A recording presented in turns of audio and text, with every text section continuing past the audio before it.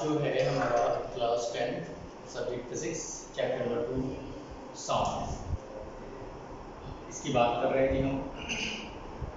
देखें साउंड में क्या होता है कि हमने डिटेल्स इसको पढ़ रखा है, लेकिन इसके कुछ न्यूमेरिकल जो है रिमेनिंग न्यूमेरिकल्स कह सकते हैं, कुछ बाकी थे। आज हम उसमें डिस्कस कर लेते हैं। तो मैं बार बार कहता हूँ कि किसी भी चैप्टर्स के न्यूमेरिकल को सॉल्व करना बहुत ही आसान होता है। स्टूडेंट्स को पता नहीं ये मुश्किल क्यों लगता है। इसका तरीका ये होता है कि क्वेश्चन की अंडरस्टैंडिंग करने के बाद इसमें देखें कि कौन सी ऐसी क्वांटिटीज़ जो गिवन है और कौन सी क्वांटिटीज जिसे मैं फाइंड कर रहा हूँ।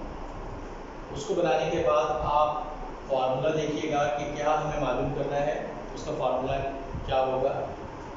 ठीक है, तो आसानी से बन सकता है, इसमें कोई ऐसी चीज़ नहीं है। बस इस एक चीज़ का ख्याल रखना पड़ता है कि यूनिट आपको एसआई सिस्टम में लेना पड़ेगा। कहीं सेंटीमीटर होगा तो मीटर्स में कन्वर्ट करना पड़ेगा, कहीं अगर किलो हर्ट्स होगा तो उसको हर्ट्स में कन्वर्ट करना पड़ेगा, किलोग्राम होगा ग्राम होगा तो किलोग्राम में कन्वर्ट करना पड़ेगा। इसी तरह अगर टाइम में अगर कहीं सेकंड के अलावा अगर मिनट्स या आवर्स हुए तो उसको आपने सेकंड में कन्वर्ट करना पड़ेगा। तो ये यूनिट्स की चेंजिंग बहरहाल करनी तो है। अच्छा, अब आइए ज़रा हम 11.6 की बात कर लें। देखें क्वेश्चन पढ़ते हैं, लिखा हुआ है a student clapped his hands near a cliff. Cliff मतलब वो कोई दूसरी तरफ चट्टान है, बहुत बड़ा पहाड़ है ऊंचा, वहाँ खड़े उससे पहले जो है वो खड़े होकर उसके करीब खड़े होकर वो जो है वो ताली बजाता है। And heard the echo after 5 second. जब वो क्लैप करता है तो साउंड प्रोड्यूस होती है, आपको पता है vibrating body always produce sound. तो जब साउंड प्रोड्यूस होती है तो कहता है 5 मिनट के बाद जो है ना 5 सेकंड्स में के बाद उसको इको फील कर रहा होता है। या ऐसी बात है कि साउंड वेव जो है वो क्लिप पे पहुंचता है और टकराने के बाद बाउंस बैक होता है और अपने कानों पर पहुंचता है, तो लिहाजा 5 सेकंड लिखते हैं। तो इको का मतलब यही होता है कि रिफ्लेक्शन। याद है क्योंकि यहाँ वेव्स साउंड वेव्स की बात करें तो रिफ्लेक्शन ऑफ साउंड वेव्स की बात करेंगे इसमें। तो 5 सेकंड के बाद जो है उसको इको सुनाई देती है। अब कह रहा what is the distance of the Cliff. बताइए कि जहाँ वो खड़ा हुआ है और सामने जो क्लिफ है उसके दरमियान कितना फासला है उसके। From the student if the speed of the sound is taken as 346 metre per second, जबकि साउंड की स्पीड जो है वो गिवन है 346 मीटर पर सेकेंड। अच्छा जी, आइए ज़रा हम डेटा बनाते हैं। अच्छा, अब ये कहता है ना कि 5 सेकंड जो है 5 सेकंड में इसको इको महसूस होता है, तो हम कहेंगे time taken bye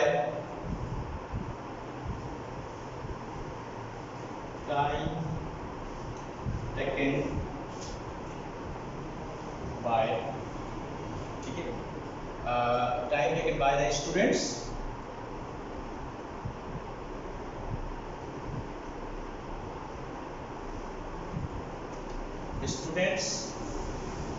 to cliff and then cliff to the student।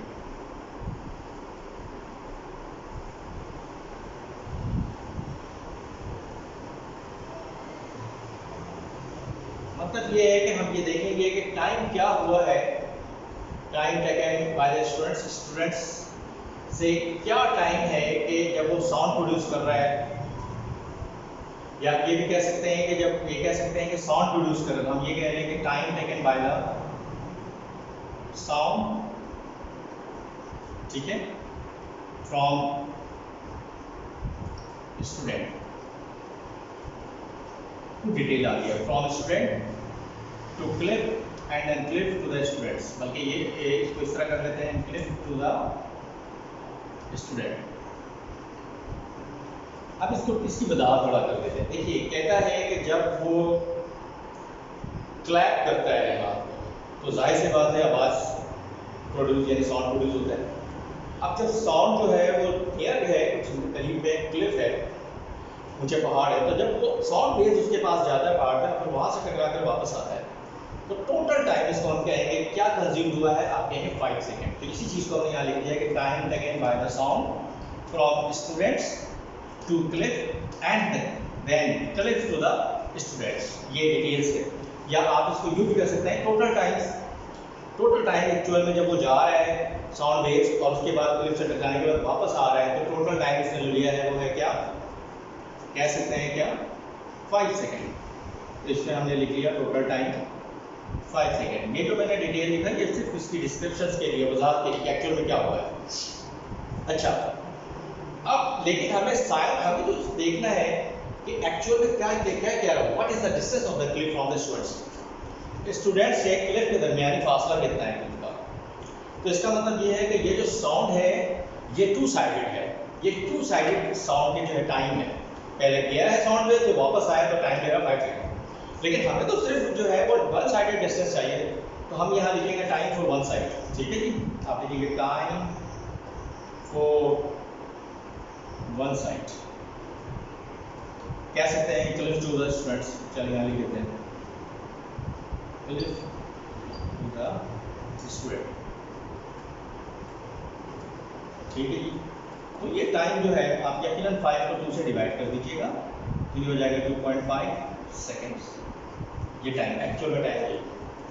Total time तो वो है जो मैंने आपको बताया, साउंड वेव्स जाने के बाद वापस आ रहे हैं, लेकिन हमें तो वन साइडेड चाहिए, जो कि हमें सिर्फ डिस्टेंस चाहिए कि स्टूडेंट कहाँ खड़ा हुआ है, क्लिप से कितना डिस्टेंस है।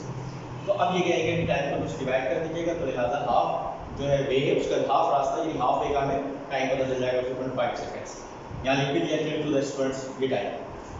अब आगे जरा गौर करते हैं, आगे कहता है कि if the speed of the sound is taken as 346, तो साउंड स्पीड ऑफ साउंड को आपको पता है 20 से करते हैं 346 मीटर पर सेकेंड।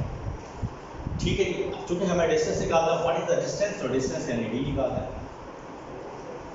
ठीक है, तो अब करना क्या है, देखिए हमने एक फॉर्मूला पढ़ रखा है स्पीड का, लिखेंगे वी नो, हम जानते हैं कि स्पीड जो है वो बराबर होता है डी ओवर टी, इसके बराबर होता है। ठीक है, और हमें चूंकि डिस्टेंस मालूम करना है तो लिहाजा अब हम अगर फर्क यहाँ से सॉल्व करें, टी यहाँ डिवाइड हो जाएगा, मल्टीप्लाई करेगा तो वी सेपरेट हो जाएगा, तो हो जाएगा वी इंटू टी। अब डी फॉर डिस्टेंस, तो लिहाजा आप क्या करेंगे कि वी की वैल्यू है आपको पता 346, ठीक है, मल्टीप्लाई, और ये टाइम है। अब टाइम की वैल्यू जाहिर सी बात है हमें रखना पड़ेगा 2.5। जब हम इसको सॉल्व करेंगे तो एक्चुअल में हमारे पास डिस्टेंस क्या निकल आएगा, तो 346 को 2.5 से मल्टीप्लाई कर देंगे, तो 346 को 2.5 से मल्टीप्लाई करेंगे तो आपकी ये डिस्टेंस निकल आएगा, और यही वो डिस्टेंस होगा कि जहाँ स्टूडेंट्स और क्लिप के दरमियानी फासला हमें पता चल जाएगा, और ये आंसर आता है मीटर में, क्योंकि डिस्टेंस हमेशा मीटर में लिखते हैं। ठीक है, तो ये हमने जो है इस सवाल को कैलकुलेट कर लिया। अब आप इसको जरा देखें और कीजिए, ये जो डिटेल हमने लिखा है, मतलब तो चाहे तो टोटल टाइम भी ले सकते हैं, लेकिन ये कि डिटेल से हमें अंदाजा होता है कि एक्चुअल में टाइम जो है वो क्या हो रही है, और किस तरह जो है हमें टाइम को जो है फार्मूले में यूटिलाइज करना है, और कौन सी टाइम की बात होगी। तो लिहाजा वन साइडेड टाइम की बात होगी, टाइम और वन साइड, इसको हम अमूमन टी से ज़ाहिर करते हैं टाइम को, तो यहाँ जो है वो चाहे तो आप इस तरह लिख लीजिएगा टी, आपको आइडिया होगा कि एक्चुअल में ये भी आपको चाहिए, और इस तरह जो है आपको कैलकुलेट कर सकते हैं। आपके सामने की डिटेल्स है, आप इसको देख लें ताकि आपको कोई प्रॉब्लम ना हो, अंडरस्टैंड कर लें, फिर हम दूसरे सवाल की तरफ आते हैं।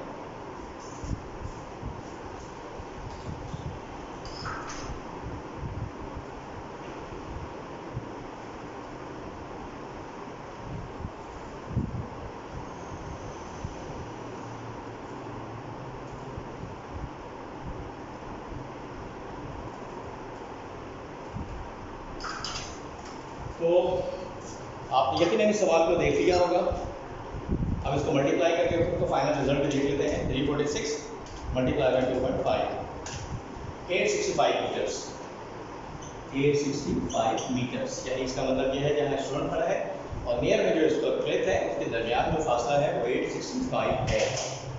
ओके, अब आइए जरा नेक्स्ट क्वेश्चन पे आ जाते हैं। अच्छा, इसके बाद में क्वेश्चन 11.6 के बाद 11.8 पे आ रहा है। 11.7 मैंने छोड़ दिया, स्किप कर दिया। ये आपके लिए क्लास, ये आप बता सकते हैं, इसलिए कि जो कॉन्सेप्ट 11.6 में है वही 11.7 में है, और आपको याद होगा 11.5 जो मैंने बताया था ये सिमिलर कॉन्सेप्ट ही है कॉन्वेश, तो लिहाजा ये सारे क्वेश्चन एक जैसे ही होंगे। इस वजह से 11.7 मैंने आपके लिए छोड़ दिया कि आप इसको प्रैक्टिस कर लीजिएगा, आपके लिए आसानी। अच्छा, अब आइए ज़रा हम बात करते हैं ये नेक्स्ट क्वेश्चन, और ये है क्वेश्चन 11.8। देखिए 11.8 की अगर हम बात करें, क्वेश्चन पढ़ लेते हैं। The highest frequency sound human के इज अबाउट 2000 हर्ट्ज। ये मैंने आपको बताया था कि मैक्सिमम 2000 हर्ट्ज तक वो आवाज़ साउंड की फ्रीक्वेंसी को ह्यूमन एयर जो है वो सुन सकता है। अगर 20,000 2000 के बल्कि 20,000 से अगर इंक्रीज हो जाता है फ्रीक्वेंसी साउंड की, तो फिर वो ह्यूमन एयर जो है वो सुनने से कासिर है, नहीं सुन सकेगा। और 20 हर्ट्ज से ऊपर की साउंड वो सुन सकते हैं, बिलो 20 हर्ट्ज की जो साउंड भी वो नहीं सुन सकता। यानी ह्यूमन एयर जो है बिलो 20 हर्ट्ज की फ्रीक्वेंसी की साउंड नहीं सुन सकेगा, और 20,000 हर्ट्ज से ज़्यादा की फ्रीक्वेंसी की साउंड वो ह्यूमन एयर नहीं सुन सकता। तो ये कह रहा है कि maximum highest frequency sound human की जो है वो गिवन है। ठीक है, तो हम कह सकते हैं कि हाईएस्ट फ्रीक्वेंसी डाटा बनाते हैं। हाईएस्ट फ्रीक्वेंसी, चलिए इसको हमने F1 का नाम दे दिया, और ये कितना है जी 20,000 हर्ट्ज। ठीक है, कि हमने लिख दिया 20,000 हर्ट्ज। हर्ट्ज जो है यूनिट फ्रीक्वेंसी की हमने लिखा, F1 क्यों लिखा क्योंकि आगे की दूसरी फ्रीक्वेंसी होगी ये। What is the wavelength of sound in air at the temperature of 20 degree Celsius. अगर इन्वायरमेंट की टेम्परेचर 20 डिग्री सेल्सियस हो, तो बताइए कि वेवलेंथ क्या होगा कि जबकि फ्रीक्वेंसी 20,000 है, तो इसका मतलब हमें वेवलेंथ चाहिए। हमने ये देखा कि भाई लैम्डा वन चाहिए। ठीक है जी, ओके। अब आगे आइए कि what is the wavelength of the lowest sound we can hear of about 20 hertz. हाँ, कि आप बताइए लोएस्ट फ्रीक्वेंसी के लिए वेवलेंथ क्या होगी, वेवलेंथ क्या होगी जबकि इस कंडीशन में भी जो टेम्परेचर है वो 20 डिग्री सेल्सियस है। और याद रखिएगा कि speed of sound in air जो है वो 343 गिवन है 20 डिग्री सेल्सियस पे। तो अब सवाल ये है कि देखिए हाईएस्ट फ्रीक्वेंसी F1 है ये। अच्छा, अब चूंकि जो गिवन है, जो रिक्वायरमेंट है, इसको हम आखिर में लिखते हैं, तो हम ये कहते हैं लोएस्ट फ्रीक्वेंसी साउंड। अब हमें जो है वो इसमें जो है वो लोएस्ट फ्रीक्वेंसी साउंड की बात करते हैं, तो हम लिखेंगे लोएस्ट फ्रीक्वेंसी साउंड की जो है, चले इसको हमने F2 का नाम दे दिया। ठीक है कि हमने इसको F2 का नाम दे दिया, और ये कितना है, ये है 20 हर्ट्ज। ठीक है जी, ज़्यादा हमने यहाँ लिखा 20 हर्ट्ज। ठीक है जी, अब हमें ये कह रहा है कि जनाब आगे ये कह रहा है कि 20 डिग्री सेल्सियस जो है वो गिवन है temperature, but speed of the sound in air जो है वो 343 मीटर पर सेकेंड है। नो प्रॉब्लम, तो स्पीड ऑफ द साउंड को विजुअलाइज करते हैं, और ये होगा 343 मीटर पर सेकेंड। अब आपको नंबर 1 पे कह रहा है कि जब फ्रीक्वेंसी हाईएस्ट होगी तो उस वक्त क्या होगा वेवलेंथ, और जब फ्रीक्वेंसी लोएस्ट होगी तो उस वक्त वेवलेंथ क्या होगा, ये हमें मालूम करना है। हाईएस्ट फ्रीक्वेंसी होगी तो वेवलेंथ क्या होगा, अगर हाईएस्ट फ्रीक्वेंसी F1 है तो वेवलेंथ F1 की बात की हमने, और लोएस्ट फ्रीक्वेंसी अगर F2 है तो इसका मतलब वेवलेंथ जो है वेवलेंथ 2 क्या होगा, फुल लोएस्ट फ्रीक्वेंसी की। अच्छा, अब ये जो स्पीड है, स्पीड में कोई चेंजिंग नहीं है, स्पीड जो है वो सेम है 343। चलिए अब हम लिखते हैं फॉर लैम्डा 1 के लिए। अब हमने एक फार्मूला याद रखिए V equals to F lambda. ये फार्मूला हमने लिखा था, आपको पता होना चाहिए, आप जानते भी हैं। ये रिलेशन है कि स्पीड, फ्रीक्वेंसी और वेवलेंथ के दरमियान क्या रिलेशन है, ये फार्मूला जनरल सा फार्मूला है, और इस पर हमने ड्राइव भी किया था और बार बार इसमें कोई क्वेश्चन भी करवाए आपके लिए। अच्छा, अब देखिए क्या होगा, V स्पीड, और ये दिया 343, हमने लिख दिया 343 मीटर पर सेकंड में, या लिहाजा यूनिट को चेंज करने की जरूरत नहीं। फ्रीक्वेंसी 20,000 हर्ट्ज, क्योंकि हम लैम्डा 1 ले रहे हैं तो ज़्यादा हमें फ्रीक्वेंसी जो है वो करना पड़ेगा F1। ठीक है, और लैम्डा 1 जो है हम फाइंड कर लिया था लैम्डा 1 के जगह, तो अब F1 की फ्रीक्वेंसी कितनी है 2000। ठीक है, और उसके बाद हाईएस्ट फ्रीक्वेंसी F1 हो गया, और उसके बाद लैम्डा 1 को आप यूँ छोड़ देंगे। अब चूंकि हमें लैम्डा 1 फाइंड करना हो, लिहाजा आप ये क्या कीजिएगा, लैम्डा 1 ऐसे छोड़ दीजिए, ये यहाँ मल्टीप्लाई इधर आकर डिवाइड करेगा, इससे 343 से डिवाइड करा दें। देखें जब हम इसको डिवाइड करते हैं तो एक्चुअल में रिजल्ट क्या आ रहा है, 343 डिवाइडेड बाई 20,000, तो ये आ रहा है 0.0171, ठीक है जी। और चूंकि आपको पता है वेवलेंथ और ये होता है मीटर में। अब आप चाहें तो इस आंसर को स्टैंडर्ड फॉर्म में भी लिख सकते हैं, लेकिन चले हम इसको इसी फॉर्म में छोड़ देते हैं। लिहाजा ये आंसर आ गया हमारा कि अब अगर मैक्सिमम फ्रीक्वेंसी होगी तो उसका जो वेवलेंथ होगा वो होगा 0.0171। मैक्सिमम फ्रीक्वेंसी से मुराद या हाई फ्रीक्वेंसी से मुराद अगर 20,000 हर्ट्ज की फ्रीक्वेंसी हुई तो ये आएगा। तो आप देख लेंगे इसका मतलब यहाँ लिख देते हैं कि लैम्डा वन की वैल्यू क्या आ गया जी, 0.0171 मीटर, ठीक है। अब हमें क्या चाहिए, अगर लोवेस्ट फ्रीक्वेंसी है यानी 20 हर्ट्ज, तो इस सूरत में वेवलेंथ की वैल्यू क्या होगी, जिसको हमने कहा लैम्डा 2, ये कैलकुलेट करना है। तो चलिए जी अब लैम्डा 2 के लिए हम काम शुरू करते हैं। अच्छा, अब लैम्डा 2 हमें निकालना हो फॉर लोवेस्ट फ्रीक्वेंसी है, तो जनरल फार्मूला ये लिखा लैम्डा। अब जहाँ जहाँ एफ है वहाँ आपने F2 करना है, और जहाँ लैम्डा है वहाँ लैम्डा 2 करना है, ठीक है जी। और लैम्डा 2 यहाँ से फाइंड करना हो तो चले पहले आप लैम्डा 2 निकाल लें, F2 यहाँ मल्टीप्लाई से डिवाइड करा दें, तो लैम्डा 2 की जो वैल्यू है वो क्या होगा, V/F2, ठीक है। अच्छा, एक्चुअल में V जो है वो क्या है, 343, और फ्रीक्वेंसी की वैल्यू क्या है, 20 हर्ट्ज, ठीक है। तो आप क्या करेंगे, हमने करना ये है कि 343 को 20 से डिवाइड कर देना है। तो जब 343 को 20 से डिवाइड कर रहे हैं तो देखिए क्या आ रहा है, 343 डिवाइडेड बाय 20, तो रिजल्ट आ रहा है 17.15।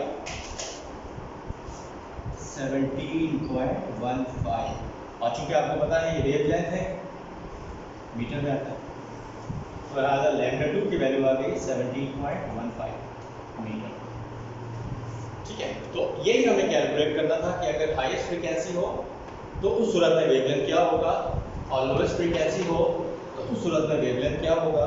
तो सिंपल सी बात है, जबकि स्पीड ऑफ वेव जो है वो गिवन था 343, और हमने फार्मूला यूज करके कैलकुलेट कर। अब यहाँ से एक जरा गौर कीजिए कि अब फार्मूला तो हमने ये पढ़ रखा था ना, V = F लैम्डा। अब अगर हम यहाँ से मिसाल के तौर पर F को उधर लेके चले जाते हैं तो लैम्डा क्या हो जाएगा, V/F। अब देखिए ये लैम्डा है जिसको वेवलेंथ कहता हूँ, ये क्या है, फ्रीक्वेंसी है। इनके दरमियान कौन सा रिलेशन है, इनके दरमियान इनवर्स प्रोपोर्शनल रिलेशन है, ये दोनों एक दूसरे के इनवर्स से प्रोपोर्शन है। इसका मतलब ये हुआ कि अगर वेवलेंथ कम होगा तो फ्रीक्वेंसी ज्यादा होगी। अब आप देखिए कि वेवलेंथ कम है, 0.0171 से भी कम है, तो उसकी फ्रीक्वेंसी कितनी थी, 20,000, तो इसके लिए आज हम सॉल्व कर रहे थे। और इसका मतलब समझ रहे हैं कि इन दोनों के दरमियान रिलेशन जो है वो इनवर्स प्रोपोर्शन है। और अगर इसकी बात करें, देखिए अगर वेवलेंथ ये आ रहा है, यानी कि पहले 0.017 था, अब 17.15 आ गया, तो वेवलेंथ अगर बढ़ गया तो यकीनन फ्रीक्वेंसी में कमी आएगी। देखिए फ्रीक्वेंसी 20 होगा, लिहाजा 20 हर्ट्ज के लिए वेवलेंथ जो है वो ये होगा। तो वेव फ्रीक्वेंसी अगर कम होगा तो वेवलेंथ बढ़ जाएगा, इसका मतलब, और फ्रीक्वेंसी अगर ज्यादा होगा तो वेवलेंथ कम हो जाएगी। तो इसका मतलब वेवलेंथ और फ्रीक्वेंसी के दरमियान जो है वो एक रिलेशन है, और ये रिलेशन क्या कहलाता है, इनवर्स प्रोपोर्शंस, ठीक है। और फॉर्मूले से जब हमने इसको कैलकुलेट किया तो यहाँ भी इस रिलेशन को इसने फुलफिल किया और प्रूव कर गया। तो लिहाजा ये हमारे पास एक बहुत सवाल था 11.8 का, जिसमें हमने आपको समझाया कि मैक्सिमम फ्रीक्वेंसी हो तो वेवलेंथ क्या होगा, और लोएस्ट यानी मिनिमम फ्रीक्वेंसी हो तो वेवलेंथ की वैल्यू क्या होगा, आपने देखी। अब आइए जी, यकीनन आपको ये क्वेश्चन समझ आ गया होगा। अब लास्ट क्वेश्चन की तरफ बात करते हैं। 11.9, चलिए डाटा बनाते हैं इसका, ये क्वेश्चन क्या कह रहा है, जरा और कीजिए। क्वेश्चन पढ़ते हैं कि sound wave has a frequency of 2 kilohertz. Sound wave है, उसकी फ्रीक्वेंसी कितनी है, 2 किलोहर्ट्ज की उसकी फ्रीक्वेंसी है। याद रखिएगा ये 2 नहीं है, ये है Z। And wave length 35 centimetre, और उसकी वेव लेंथ जो है वो, जिसको हम लैम्डा कहते हैं, वो 35 सेंटीमीटर गिवन है। How long will it take to travel 1.5 kilometre. अगर वो 1.5 किलोमीटर जो है वो डिस्टेंस ट्रैवल करे तो बताइए वो वेव्स कितना टाइम लेगा, जबकि उसकी फ्रीक्वेंसी 2 किलोहर्ट्ज की है उस साउंड वेव्स की, और उसकी जो वेव लेंथ है साउंड वेव्स की वो है 35 सेंटीमीटर। अब एक्चुअल में हमें टाइम लेना है, याद रखिए हाउ लॉन्ग कह रहे हैं ना, तो इसका मतलब कितना टाइम, लॉन्ग कह रहे हैं तो इसका मतलब पीरियड, कितना टाइम लगेगा कि अगर वो वेव जो है 1.5 किलोमीटर जो है वो ट्रैवल करेगी। चलिए डाटा बनाते हैं। तो देखिए डाटा में सबसे पहले देखिए ये किलो हर्ट्ज, ये क्या है फ्रीक्वेंसी है, लिहाजा हमने लिखा फ्रीक्वेंसी 2 किलो हर्ट्ज। ओके आगे आइए, एंड वेव लेंथ 35 सेंटीमीटर। अच्छा तो वेव लेंथ यानी लैम्डा कितना है 35 सेंटीमीटर, ये भी हमने लिख दिया। How long will it take travel 1.5, अगर वो 1.5 किलोमीटर ट्रैवल करता है लिहाजा इसको हम डिस्टेंस कह सकते हैं या कहते हैं 1.5 किलोमीटर। तो बताइए कि हाउ लॉन्ग कितना टाइम लेगा वो वेव, टाइम चाहिए। देखिए ये डाटा हमने बना लिया, ये आ गया सवाल हमारे सामने डाटा। अब ये गिवन है, ये रिक्वायरमेंट है। अब याद रखिए कि हमें फ्रीक्वेंसी लैम्डा और डिस्टेंस गिवन है और टाइम निकालना है। अब टाइम के लिए कौन सा फार्मूला, देखिए आपको पता होगा कि हमने एक स्पीड का फार्मूला लिखा था कि स्पीड बराबर है डिस्टेंस ओवर टाइम। अब मसला ये है कि हमें टाइम निकालना हो, तो अगर हमें डिस्टेंस और स्पीड गिवन होगा तो हम आसानी से टाइम फाइंड कर सकते हैं। देखिए डिस्टेंस तो गिवन है, अब देखिए यहाँ v फॉर स्पीड, स्पीड क्या स्पीड गिवन है सवाल में, नहीं।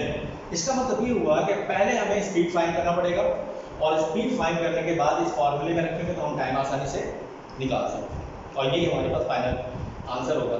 लेकिन उससे भी पहले एक काम और करते हैं। देखिए मैंने कहा कि अगर यूनिट एसआई में है तो वेल एंड गुड, अगर एसआई में यानी सिस्टम इंटरनेशनल में यूनिट नहीं है तो हमें इसको बनाना पड़ेगा।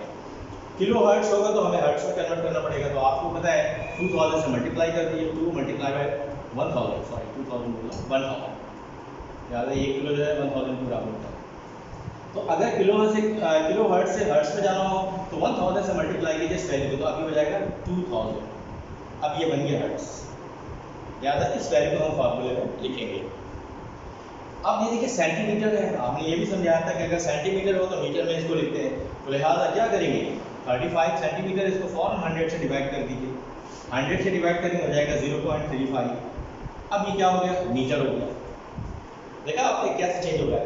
इसके बाद आइए, अब ये किलोमीटर है तो वही मैंने बताया किलोमीटर से मीटर में जाएंगे तो आपको पता है यहाँ मैंने रिलेशन लिख देता हूँ कि 1 किलोमीटर बराबर है 1000 मीटर। ठीक है, ये एक रिलेशन।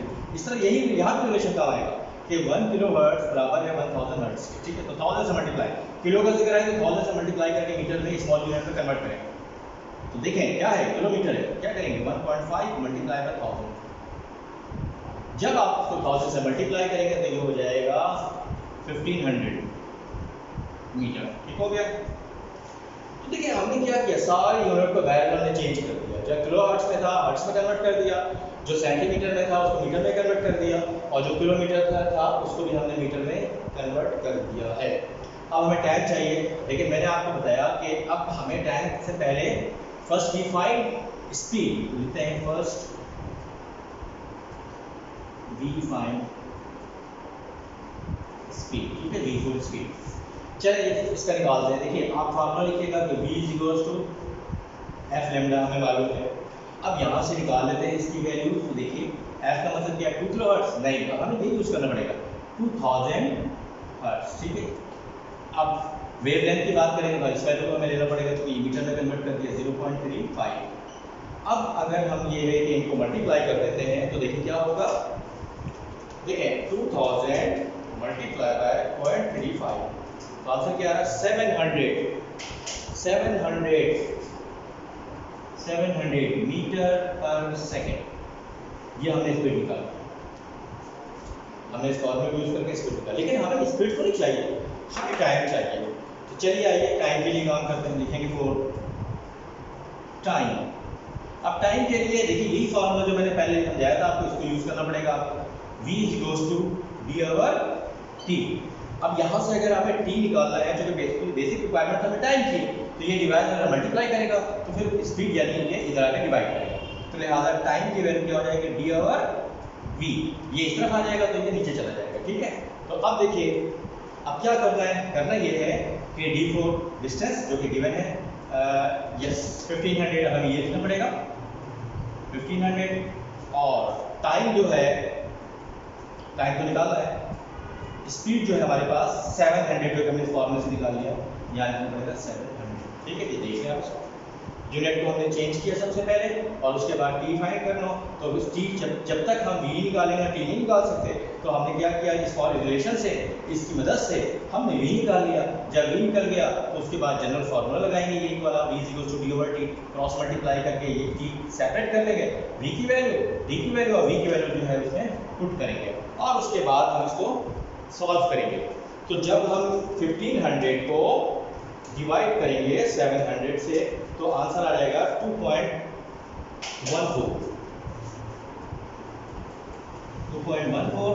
या आप चाहें तो इसको अप्रॉक्स भी कह सकते हैं 2 सेकंड में लेंगे, तो टाइम हमेशा सेकंड में होता है। तो लिहाजा ये हमारे पास क्या हो गया, टाइम निकल गया और ये हमारे पास आंसर। तो देखा आपने कि किस तरह हमने इसको सॉल्व किया। कोई मुश्किल सवाल नहीं होता, सब आसान होता है, बस क्वेश्चन समझ के फार्मूला को यूज़ करना और यूनिट में चेंजिंग आने का, और कुछ नहीं। उम्मीद करते हैं कि ये सवाल आपको समझ आ गया होगा और इस तरह हमारे मैटर कंप्लीट हो गए हैं। बल्कि देखा जाए तो हम चैप्टर 2 भी हमने कंप्लीट कर लिया। तो इंशाल्लाह अब हमारी नेक्स्ट क्लास चैप्टर 3 के लिए होगी और वो भी जल्दी स्टार्ट